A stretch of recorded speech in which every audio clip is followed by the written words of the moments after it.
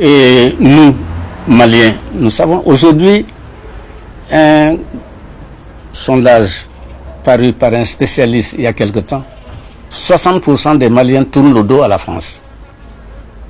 Alors qu'en janvier, 60% des Maliens tournent le dos à la France. Alors que au moment en janvier 2013, nous avions les drapeaux français un peu partout ici, à côté des drapeaux maliens. Les enfants nés pendant ce temps ont porté les noms Hollande. Il y a des milliers. Nous avons tout fait pour porter la France haut, mais la France jouait. Les dirigeants français jouaient, les policiers français jouaient avec nous.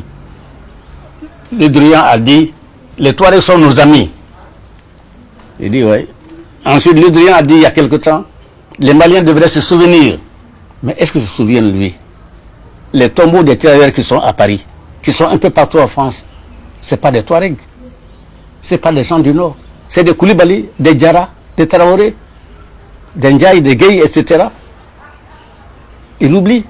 Est-ce que lui, il a de la mémoire? Est-ce qu'il y pense? Lui, comme Alain Juppé a dit, dès le début de la guerre, oh, les Touaregs ont marqué des points, il faut négocier. Quelque chose de préparé à l'avance. Faites un début, nous allons les pousser à négocier. Et vous aurez ce que vous voulez. Mais nous ne sommes plus des débiles, c'est fini. Nous ne sommes pas des naïfs, c'est fini. Nous ne sommes pas des infantiles, c'est fini. C'est fini, nous savons. Si le MNLA, c'est la France qui est derrière le MNLA, pas la France, les politiciens français, les Le Drian, les Alain Juppé, tout ça, ce sont eux qui sont derrière le MNLA. Il y a des écrivains français qui sont avec nous, avec le peuple, tel qu'un certain Boucher, j'ai lu ses écrits. Je ne le connais pas. Je ne le connais pas. Mais lui, c'est un Français. Les autres, c'est quoi? C'est des politiciens. Ils vont venir, ils vont laisser la France et le peuple malien.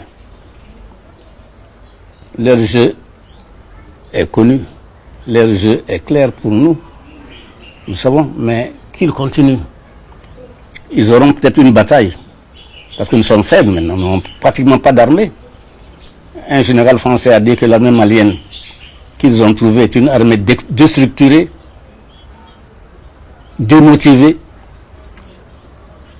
sous-équipée et minée par la corruption. Nous n'avons pas d'armée. Mais c'est une affaire d'un temps. Nous avons tout le temps. Notre peuple a tout le temps pour se réarmer, pour se préparer et pour combattre. Combattre, c'est notre habitude. Nous savons ce que c'est combattre. Nous ne sommes pas nés d'aujourd'hui. Le peuple malien n'est pas un peuple fabriqué par la colonisation. Mais non, mais non, mais non. Nous avons une histoire profonde.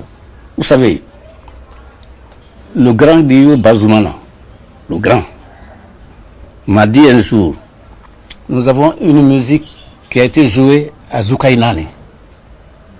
Je lui dis, ah bon? Il dit, oui, cette musique s'appelle Baoudi. Vous savez qui était Zoukainane? C'est Alexandre le Grand. 3 siècles avant l'ère chrétienne, cette musique s'appelle Baoudi, chez vous aussi. Nous avons une musique qui a été jouée aussi à Soumaoro Kanté. Et cette musique s'appelle Sou, les chevaux.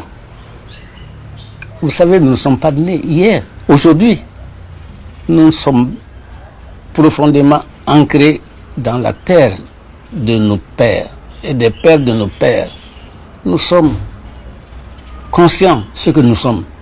On ne peut pas nous vaincre parce que nous sommes faibles aujourd'hui, on ne peut pas nous vaincre éternellement, ce n'est pas possible. Ce n'est pas possible. Ils auront un temps. Mais la vérité a tout le temps.